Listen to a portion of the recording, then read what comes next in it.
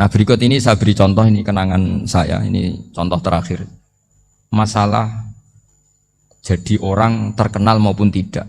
Di sini dicontohkan Imam Ghazali di halaman 367 di kitab saya 367, juznya 3 di kitab Ihya Ulumuddin.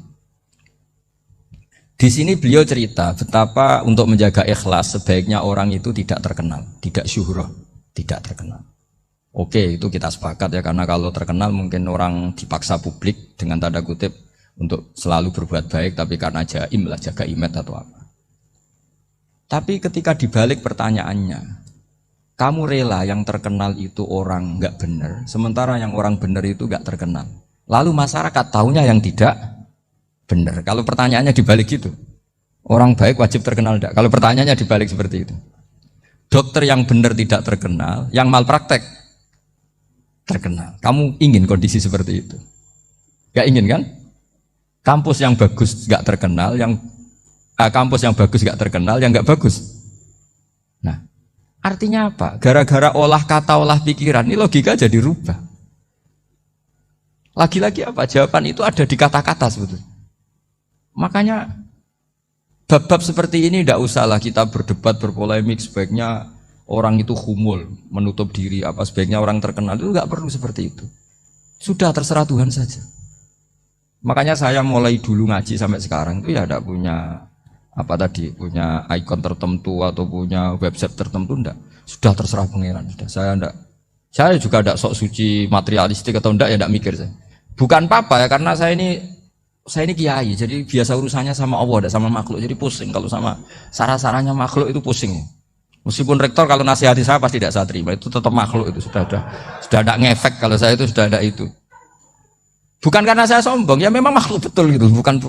Cuma nasibnya bejo aja, tapi makhluk tetap makhluk. Saya beri contoh ya. Ini makalah yang ditulis Imam Ghazali. Ya, i'lam aslahaka Allah anna aslal jah wa intisarus sayyid atau sayyidi wal istihar. Bahwa mazmum itu. Balil mahmudu al-khumulu illa man saharahu wa ta'ala linasri dini min ghairi takallufi talabi syuhrati minhu. Jadi kalau kamu ingin ibadah kamu selamat, ya kamu jangan terkenal. Tapi resikonya adalah kalau kebaikan itu tidak terkenal, maka gak dikenali. Kalau gak dikenali berarti masyarakat hanya punya percontohan yang tidak baik, karena yang baik tidak terkenal.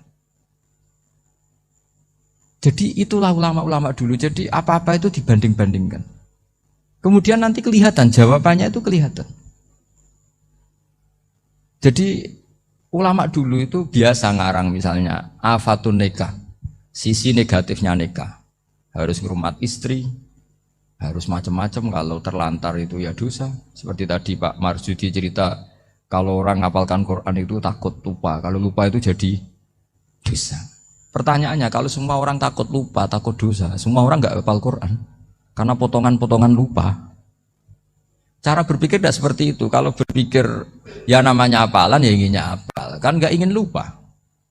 Lah nanti kalau takdirnya lupa karena hal-hal yang dimaklumi oleh syariat itu nggak yang termasuk dosa. Yang dosa itu lupa takliwiri udrin syar'iyin, lupa yang tidak ada sebab yang apa? Syar'i. Tapi lupa bawaan EQ-nya tidak bagus, lupa bawaan sering dibentak.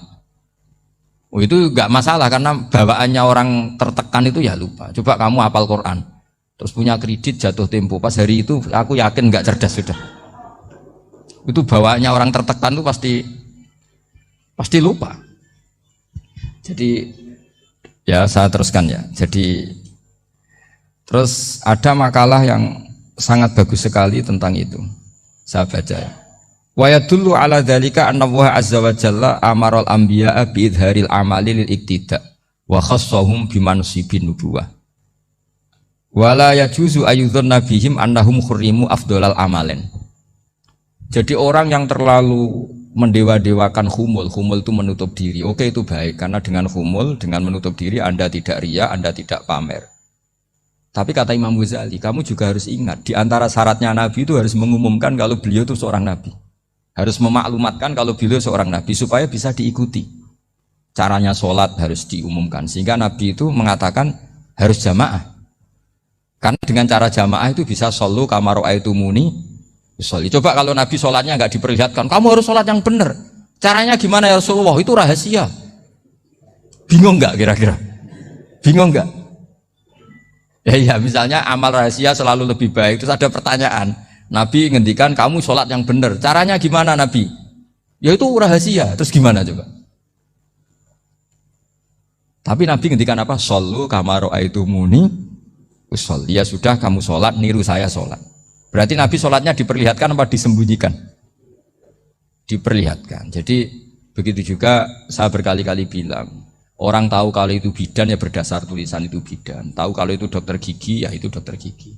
Jangan sampai gara-gara tidak ada tulisan mau beli alat bangunan di dokter gigi, mau periksa gigi di toko bangunan. Gara-gara apa? Nggak ada maklumat. Nah, di sini ulama-ulama selalu memaklumatkan dirinya. Termasuk Imam Ghazali ketika ngarang kitab dinamai Ihya Ulumuddin, bahwa kitab ini bisa menghidupkan ilmu-ilmu agama yang mulai hilang. Begitu seterusnya.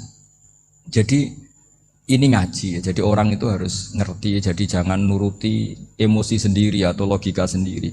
Bahwa saya suka humul, ya monggo. Agama Islam menyediakan sarana itu. Uzlah itu ya punya sisi kebaikannya sendiri.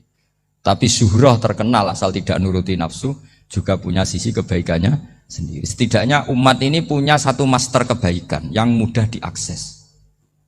Tapi tadi saya ulang lagi, jangan karena hadun nafsi, jangan karena kepentingan pribadi. Makanya di sini disebutkan wa yadullu ala dzalika ay ala syuhrah anna wa ta'ala amarul anbiya bi idzharil amal lil iktida. Allah selalu memerintahkan para nabi kalau ngamal kebaikan ya harus dimunculkan supaya bisa ditiru.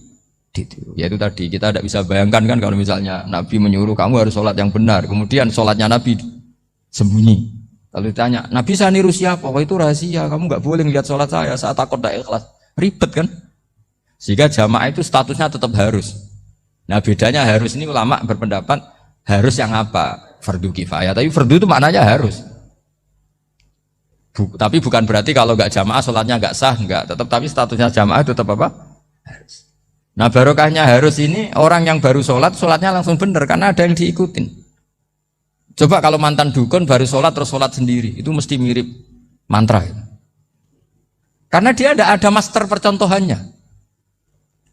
Tapi barokahnya ada master, orang paling bodoh pun kalau sholat ya benar, karena standar ada komandonya, ada imamnya. Sehingga Imam Ahmad malah berpikir keras, syarat sahnya sholat itu harus jamaah. Cara pikirannya Imam Ahmad keras sekali beliau. Jika kalau orang sholat sendiri kok ada orang lain yang maunya berjamaah harus bayar, orang itu harus bayar demi sahnya sholat. Itu madzhabnya Imam Ahmad.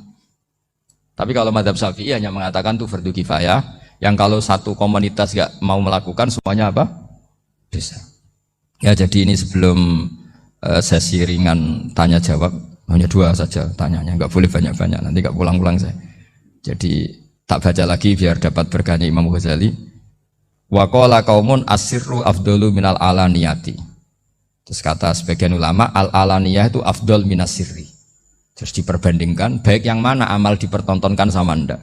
Terus kata Imam Ghazali, kalau orang itu bisa jaga tidak riya, maka sebaiknya dipertontonkan karena kebaikan harus yang muncul, bukan yang tidak baik yang muncul. Makanya ketika Unisula memaklumatkan diri sebagai ingin jadi generasi khairah ummah, itu kalau diterjemah itu kan wow, khairah ummah, umat terbaik. Itu kan kayak agak angkuh. Tapi nggak apa-apa, itu nggak apa-apa. Masa kita kampanye Unisula siap degradasi moral, kan ya lucu kan. Masa jualan gitu kan ya lucu. Ya sudah, kita memang ingin mengkhidmati ummah, berbakti dengan umat, membantu supaya jadi generasi khairan apa? Ummah. Tidak apa-apa, dimaklumatkan supaya dengan itu umat punya sarana. Oh kalau ingin jadi khairan ummah, kuliah di sini. Jangan lalu enggak gitu. Ya sama, kita dokter, maklumatkan saja dokter gigi, dokter kandungan, dokter bedah. Sehingga orang kalau mau bedah ya jangan ke dokter kandungan. Jadi barokahnya maklumat ya. Jadi saya mohon sekali ini, saya sendiri sebetulnya orang yang enggak siap terkenal sebetulnya, tapi ya sudah terserah Allah saja.